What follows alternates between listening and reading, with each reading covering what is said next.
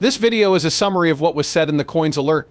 Also, don't forget to like and subscribe to my channel for more XRP news and news about cryptocurrencies in general. Look at this now. The court rules in favor of Ripple CEO Brad Garlinghouse in the XRP case, giving the company a legal win.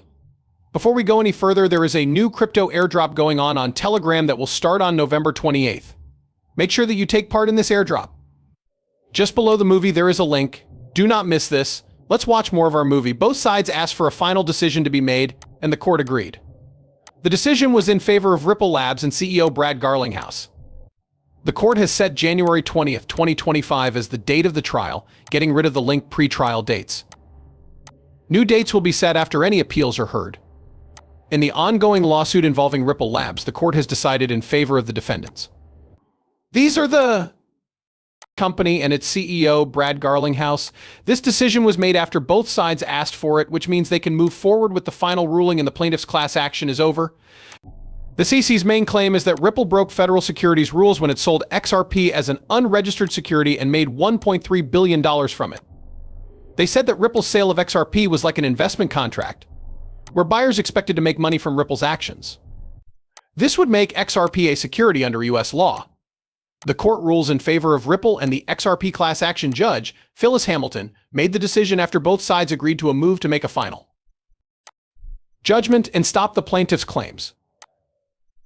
People have mostly talked about the Henry Ripple Labs case and how regulated the digital asset XRP is. This month, Ripple asked the court to stop individual state law claims until a settlement could be made. They also asked for guidance on how to make a final decision on the class action claims. For the pending individual cases, the court also told both sides to look into other ways to settle their differences. The court case is set for January 21, 2020. The court will set new dates once any arguments about the class claims are over. The recent rise in discussions about whether the XRP case should be settled or thrown out is partly due to former President Donald Trump's promise to make cryptocurrency laws more clear. In terms of firing SEC Chair Gary Gensler, Trump has been very clear about what he wants to do. Chris Iacovella, head of the American Securities Association, has said the same thing again and asked Gensler to step down. Lawyers and David Schwartz, CTO of Ripple, say that the case may be dropped in the end. The CC case against Ripple could be dropped at any time, but Fred Rispoli, a lawyer, said he doesn't think that will happen. The XRP lawsuit will be dropped totally, even though a settlement seems likely. At this point, the SEC had filed a Form C civil appeal pre-argument statement with the Second Circuit Court of Appeals, and Ripple had also filed a cross-appeal. CNF says that XRP has gone up by 5.54% in the last 24 hours. And it's gone up by 29% in the last week. The price is $0.719 right now. At the time of the report, $6 billion had been traded in 24 hours, which is 34% less than the day before. What's next for XRP? Ripple CEO Ripple and XRP have talked about changes in the cryptocurrency scene. Recent changes to regulations that are good for cryptocurrencies may be about to take a turn for the better. Since these changes have happened, there is new hope and the chance of ending long-running court battles. What's next for XRP? Changes in the world of cryptocurrencies that Ripple CEO talked about. If you look at what the CEO of Ripple said about the future of XRP, you can see that a new chapter is coming. On Friday, Garlinghouse shared his thoughts on the social media site X, bringing up the possibility that regulations for cryptocurrencies will change under President-elect Trump's administration.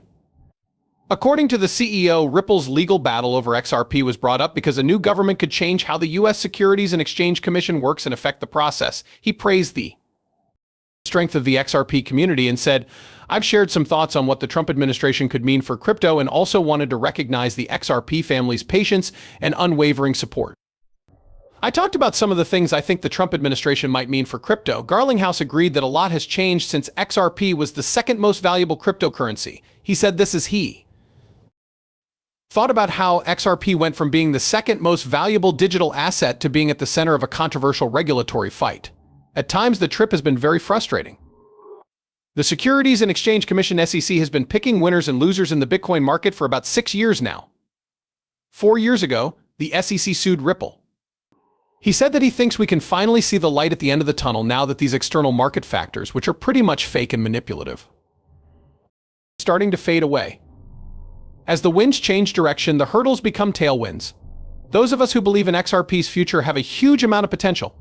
Many people think that Trump's stance on cryptocurrencies is very positive, with the main goal of helping the business grow.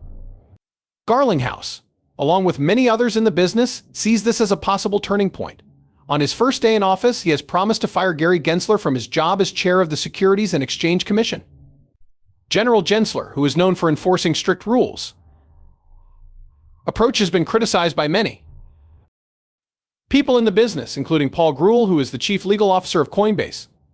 Grewal wants the Securities and Exchange Commission to focus on specific cases of theft under Trump instead of cracking down on whole industries. Instead of a flood of cases being brought against them, Grewal thinks that this change could lead to more open and cooperative interactions between different regulatory bodies. On November 13th, the U.S. Consumer Price Index report made people more confident that the Federal Reserve will lower interest rates in December. However, this did not make people less interested in buying things, but the numbers for producer prices and jobless claims that came out on Thursday made people less likely to think that the Federal Reserve will lower interest rates in December. This hurt the market for Bitcoin spot ETF in the U.S. This is what Wednesday's Farsight Investor says. The Fidelity-Wise Origin Bitcoin Fund FBTC said that money has been leaving the fund. The amount from the day before was 186 crore. The ARK21 shares Bitcoin ETF lost $161.7 million. At some point during the day, $14 million was said.